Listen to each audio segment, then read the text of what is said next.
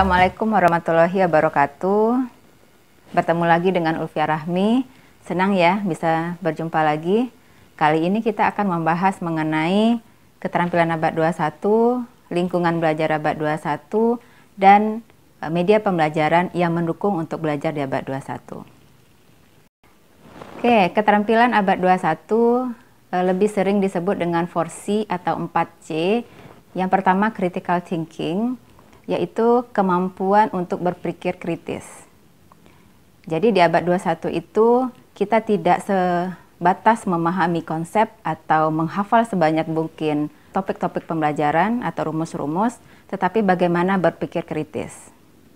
Untuk berpikir kritis yang perlu kita lakukan adalah melatih atau membiasakan peserta didik untuk berpikir tingkat tinggi atau higher order thinking skill. Yang kedua adalah creativity atau kreatif. Peserta didik yang ingin bertahan hidup di abad 21 perlu kreatif karena semakin tingginya persaingan yang akan terjadi. Persaingan yang akan kita hadapi tidak sebatas lokal atau regional, tetapi sudah internasional. Keterampilan yang ketiga adalah communication. Sangat dibutuhkan bagaimana peserta didik berkomunikasi. Karena seperti yang tadi dijelaskan, interaksi yang terjadi di masa mendatang itu tidak hanya lokal dan regional, tetapi internasional. Implikasinya perlu menguasai bahasa internasional ataupun bagaimana berkomunikasi dengan orang asing. Yang keempat, collaboration. Jadi, di masa mendatang untuk seseorang bisa bertahan atau survive, itu tidak hanya dengan bisa berpikir kritis, bisa kreatif ataupun berkomunikasi, tetapi juga perlu keterampilan bekerja sama. Banyak hal yang bisa kita lakukan ketika kita bersama ketimbang kita melakukan hanya sendiri. 4 keterampilan ini sangat dibutuhkan di abad 21. Hal-hal inilah yang perlu kita kembangkan dari potensi peserta didik selama mereka mengikuti kegiatan pembelajaran. Dengan 4 keterampilan itu, kegiatan belajar tidak melulu nanti mengenai student-centered learning, tetapi beberapa kegiatan pembelajaran akan terjadi dengan kondisi teacher-centered learning, tergantung kepada karakteristik dari materi pembelajaran. Teacher-centered learning tidak selalu lebih buruk, ada kalanya itu direkomendasikan untuk membelajarkan peserta didik. Pembelajaran yang berpusat kepada guru atau teacher-centered learning dapat menggunakan beberapa metode dan media pembelajaran yang direkomendasikan. Contohnya, metode presentasi itu menggunakan media pembelajaran berupa PowerPoint. Yang kedua, demonstrasi, si pendidik langsung menjadi modelnya, artinya teacher model. Yang ketiga, metode drill and practice, misalnya menggunakan media pembelajaran interaktif whiteboard.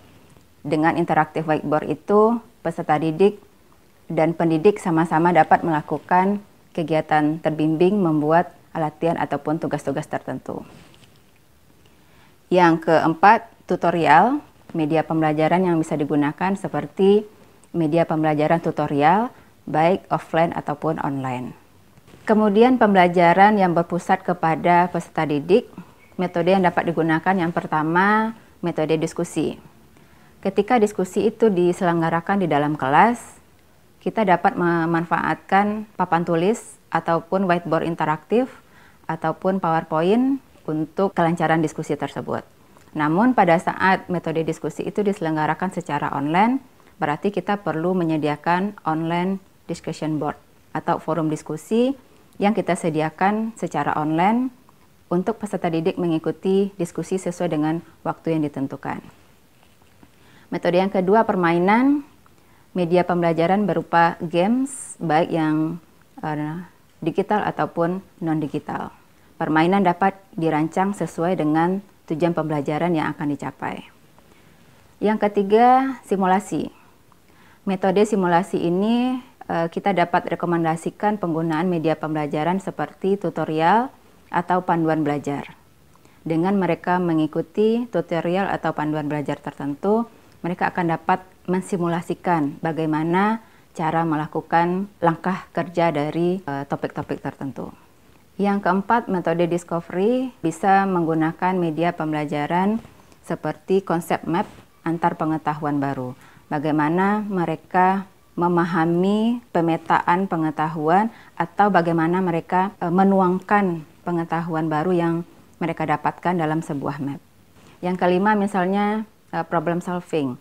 Media pembelajaran yang direkomendasikan adalah media pembelajaran yang bisa digunakan secara individu ataupun kolaboratif, misalnya penggunaan komputerisasi dan jaringan. Dengan penggunaan komputer dan jaringan, diharapkan peserta didik dapat mengeksplor lebih jauh mengenai topik yang dipelajari, sehingga mereka mampu menyelesaikan masalah-masalah yang diberikan. Jadi, itulah pembahasan kita hari ini, keterampilan apa yang perlu dimiliki untuk peserta didik agar mereka survive di abad 21, bagaimana lingkungan belajar, dan media pembelajaran yang direkomendasikan.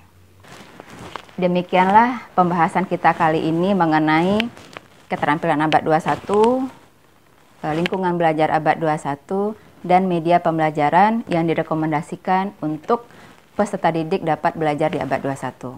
Mudah-mudahan video ini bermanfaat. Assalamualaikum warahmatullahi wabarakatuh.